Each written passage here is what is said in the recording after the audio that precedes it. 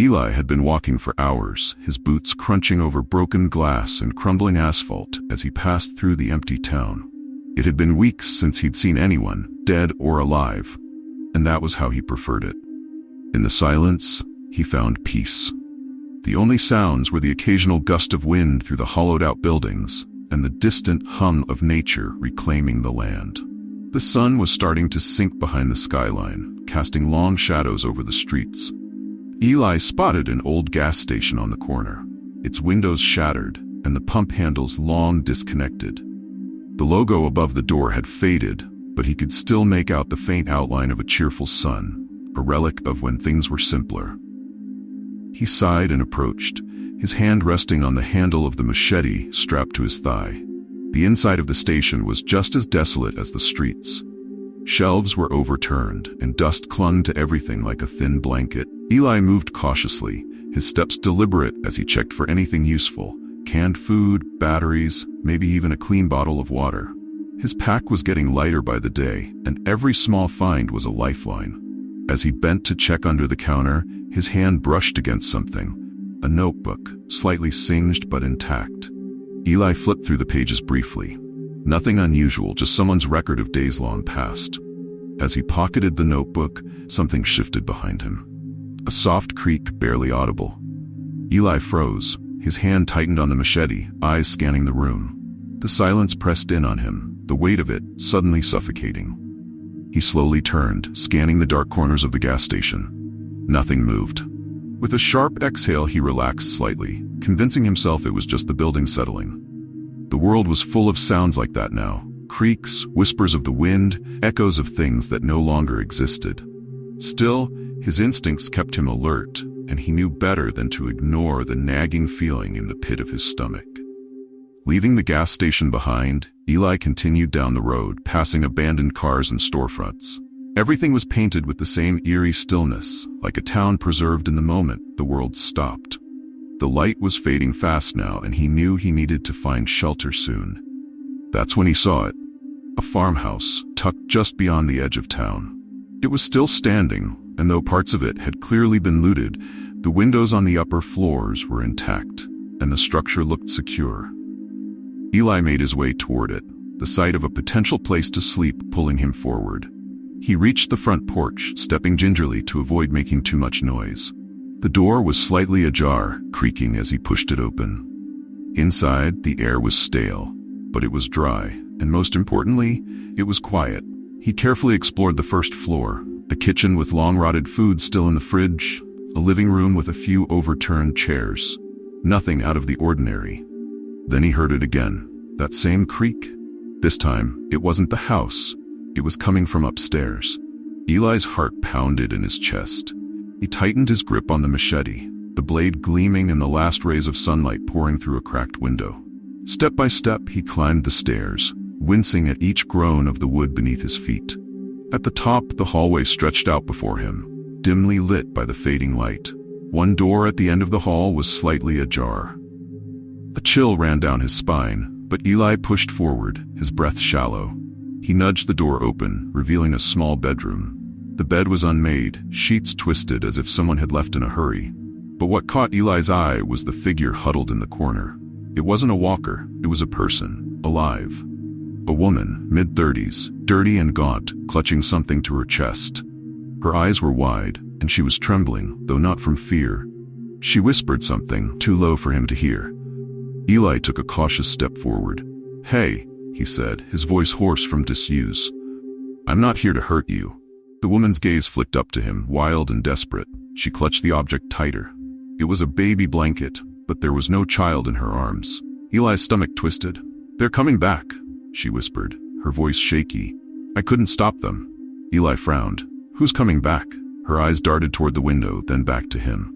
"They were in the house. I heard them last night. They're waiting for the dark." Before Eli could respond, a noise from outside shattered the quiet, a low, guttural growl. He moved to the window and peeked through the torn curtain. His blood ran cold. A group of walkers, at least 10 of them, were moving toward the house, drawn by some unseen force. Their eyes were empty, their movements slow but relentless. He had to think fast. "We need to leave," Eli said, his voice urgent.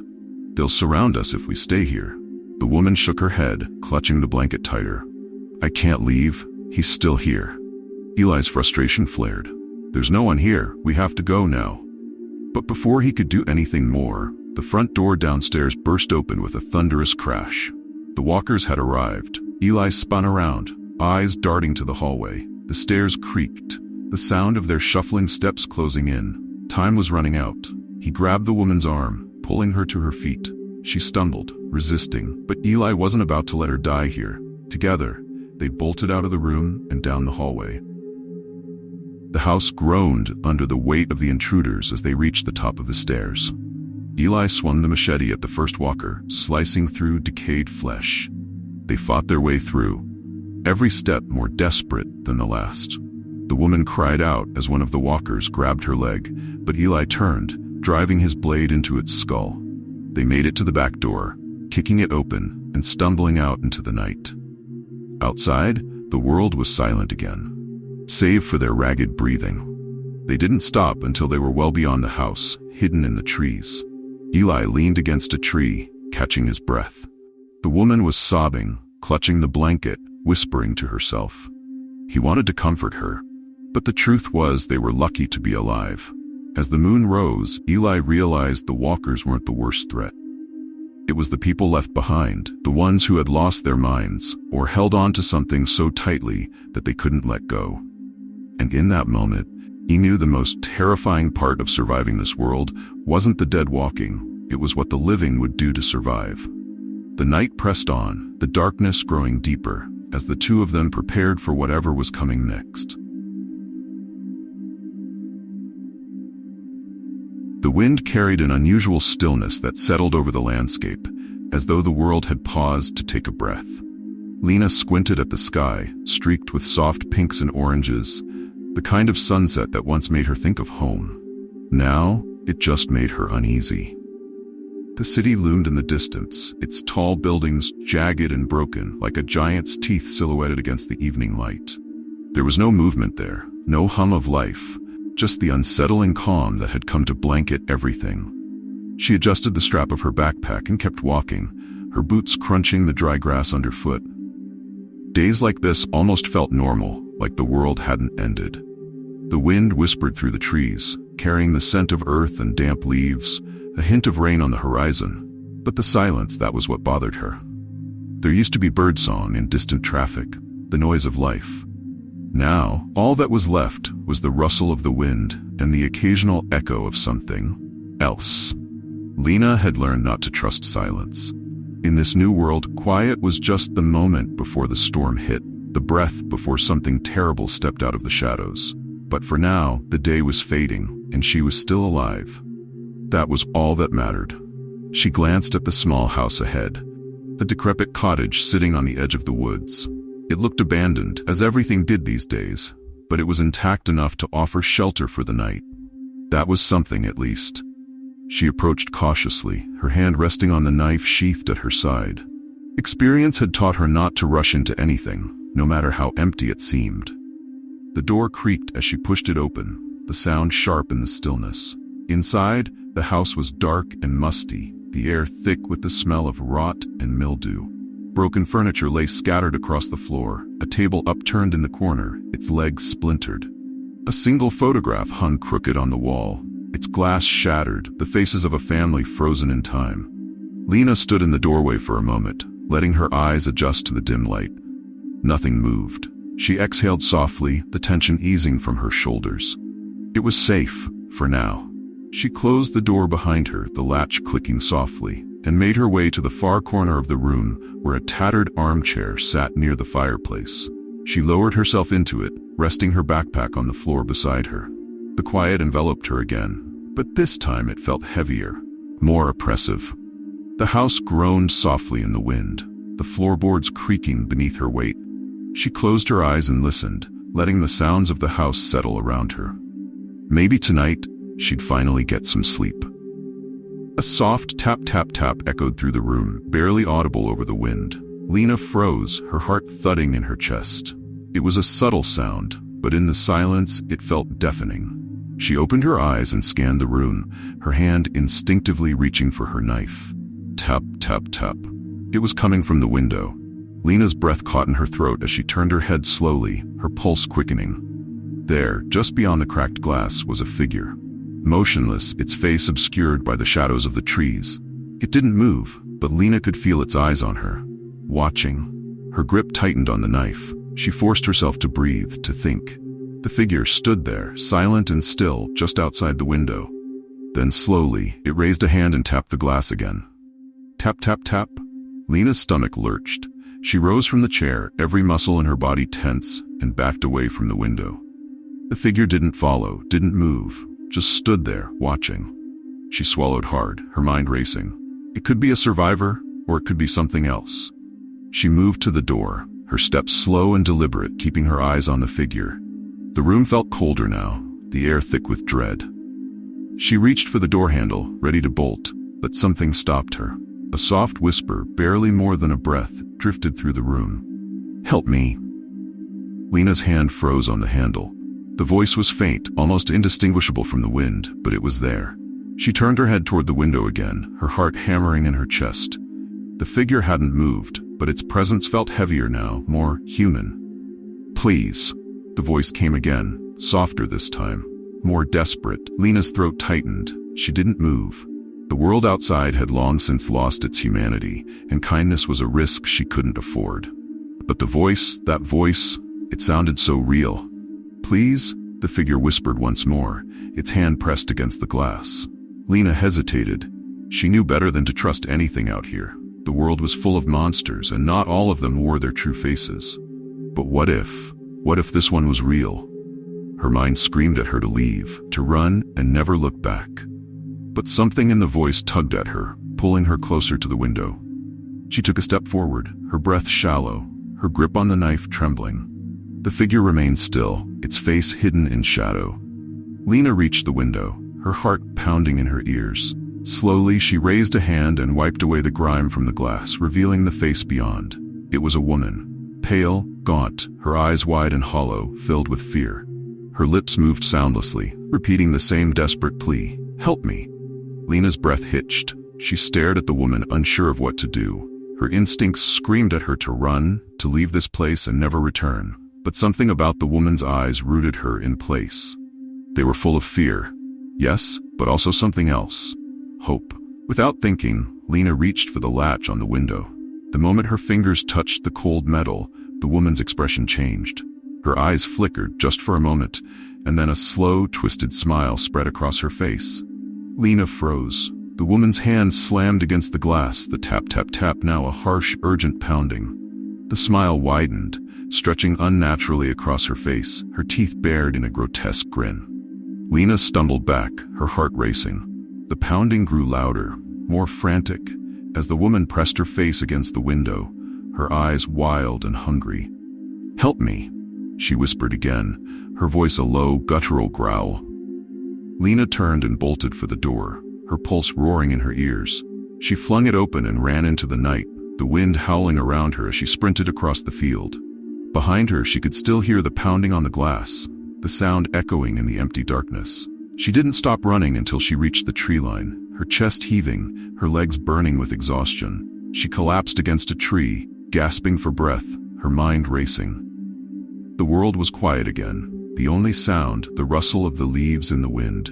The house stood in the distance, dark and still, the figure at the window gone. But the eerie calm had returned, and Lena knew it was only a matter of time before the quiet shattered again. The city had been dead for months. Towering buildings once bustling with life now stood like gravestones marking the fall of humanity. The streets were empty, save for the occasional shuffle of something that used to be human. The virus had swept through the population like wildfire, turning the infected into violent, mindless creatures. There was no cure, no hope of reversing what had happened. At least, that's what everyone thought. Everyone except Mara. She crouched on the rooftop, her eyes scanning the dark, empty streets below. The shadows shifted unnaturally, the low growl of the infected carried on the wind. They never truly disappeared, always lurking, waiting for any sign of movement. But Mara knew how to avoid them. She'd been doing it for months, ever since she'd escaped from the facility. Ever since she found out the truth. Mara's fingers brushed the hilt of the knife strapped to her thigh. It wasn't much, but it was all she had. Well, that and her resolve. She wasn't like the other survivors, those huddled together in dark corners, trying to wait out the end of the world. Mara wasn't waiting for anything. She had a mission. Her breath clouded in the cool night air as she rose from her crouch and moved silently along the edge of the rooftop, her steps barely audible. She had studied the city's layout long before it had fallen, memorizing the alleyways, the shortcuts, the places where she could disappear. It had all been part of the plan, her plan to escape, to find the ones responsible. The scientists. They were the reason everything had fallen apart, and Mara was going to make sure they paid. She reached the edge of the rooftop and dropped down onto the fire escape below. The metal groaned under her weight, and she froze, her breath catching in her throat. She glanced down, her heart pounding as she saw movement in the alley below. 2 infected stumbled past, their jerky, unnatural movements sending shivers down her spine. They didn't look up. She waited, forcing herself to remain still as they disappeared around the corner. Mara released the breath she hadn't realized she was holding and continued down the fire escape. Her feet hit the ground softly, and she pressed herself against the cold brick wall of the building, scanning the alley for any more signs of danger. The streets were mostly quiet now, but that didn't mean they were safe. The infected had a way of appearing out of nowhere, drawn to the slightest noise or scent of blood. Her destination was only a few blocks away now. She could see the looming shape of the lab in the distance, its high walls casting long shadows across the ruined city. It had been their headquarters, the place where the virus was created, the place where it all began. Mara had been there once, before the outbreak. She'd worked there. She'd trusted them. The memory sent a wave of anger through her, tightening her grip on the knife. They had lied to her, to everyone, promised that they were working on a cure for a new disease, that they would save lives. But instead, they had unleashed something they couldn't control. The virus had spread faster than anyone could have predicted, and soon the city had fallen into chaos. But Mara hadn't forgotten. She hadn't forgiven. She slipped through the alleyways, avoiding the main streets where the infected roamed in larger numbers. Her body moved on instinct now, trained by months of survival in a world that had turned into a nightmare. She barely thought about the dangers anymore. She just moved, each step bringing her closer to the lab. As she approached the massive structure, she could see that it was just as she remembered, cold, sterile, and imposing. The high walls were meant to keep people out, but they hadn't been able to keep the virus in. The gate was still sealed shut, but Mara knew another way in. She had helped design the place, after all. She circled around to the side of the building, her eyes scanning the dark for any movement. There it was, just where she remembered it, an old maintenance hatch, half hidden by overgrown vines. She crouched down and pried it open, slipping inside before anyone or anything could notice. The air inside the lab was thick with dust and decay. The lights flickered overhead, casting eerie shadows on the walls. Mara moved quickly, her footsteps echoing softly in the empty hallways. It had been weeks since she'd been here, since she'd found the file that had changed everything. The names of the scientists, the ones who had created the virus, the ones who were still alive, holed up somewhere in the lab, protected by the very monsters they had unleashed on the world. Mara had tracked them here, and she wasn't leaving without answers. She navigated the twisting corridors, her memory guiding her through the labyrinth of the facility. Every now and then she heard the distant screech of an infected creature, but she ignored it. They weren't her concern. Not yet. Finally, she reached the door at the end of the hall. It was marked with a symbol she knew all too well, the logo of the research team that had caused all of this. Her hand hesitated for a moment on the handle, her heart pounding in her chest. This was it. Behind this door, the people who had destroyed her life, who had destroyed the world, were waiting. She pushed the door open and stepped inside. The room was dimly lit, the glow from the flickering computer monitors casting an eerie light on the faces of the men and women inside. There were 5 of them, huddled around a central table, their faces gaunt and pale from months of isolation. They didn't look up when she entered, too engrossed in their work to notice the intruder in their midst. Mara's fingers tightened around the hilt of her knife as she stepped forward, her footsteps soft on the cold floor. Her voice was low and cold as she spoke. "You did this." The scientists froze, their heads snapping up to stare at her. For a moment there was only silence, the air thick with tension. Then, one of them, a man with glasses and a nervous twitch, rose from his chair. "You don't understand," he began, his voice shaking. "We didn't mean for this to happen. We were trying to help." "Help?" Mara's voice was sharp, filled with years of rage and betrayal. "You call this helping?" The man's mouth opened and closed, but no sound came out. Mara took a step closer, her knife gleaming in the dim light. "You lied to me," she said, her voice cold and steady. "You lied to all of us. You created this virus, you unleashed it on the world, and now look at what's left." The man backed away, his hands raised in a weak gesture of surrender. "We didn't have a choice. We were under orders. We thought we could contain it, but it spread too fast. We tried to stop it, but you failed," Mara finished for him. "And now millions of people are dead, including my family, including everyone I ever cared about." The man's eyes flickered with fear, and he glanced at the others, but none of them moved. They were too scared to speak, too scared to act. Mara's gaze swept over them, her anger burning in her chest. "I came here for one reason," she said, her voice low and dangerous.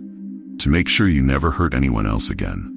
The man's eyes widened, and he took a step back, his hands trembling. "Wait, please." But Mara didn't wait. She lunged forward, her knife slicing through the air. The room erupted into chaos. The other scientists scrambled to their feet, but there was nowhere to run. Mara was on them before they could reach the door, her knife flashing in the dim light. She didn't care about their excuses, their pleas for mercy. They had caused this. They had destroyed everything. And now they were going to pay. When it was over, the room was silent once again, save for the sound of Mara's ragged breathing. She stood in the center of the carnage, her knife dripping with blood, her heart still pounding in her chest. It was done. They were gone. But as the adrenaline faded, a cold realization settled over her. Killing them wouldn't bring her family back. It wouldn't undo the virus, or save the world from the horrors that still roamed the streets. It wouldn't change anything. Mara wiped the blood from her knife and turned toward the door. There was still work to be done. The virus might have taken everything from her, but she wasn't finished yet. She had one final mission: find the cure, or die trying. And as she stepped back into the darkness of the city, she knew one thing for certain. She wasn't afraid of the monsters anymore. She had become one.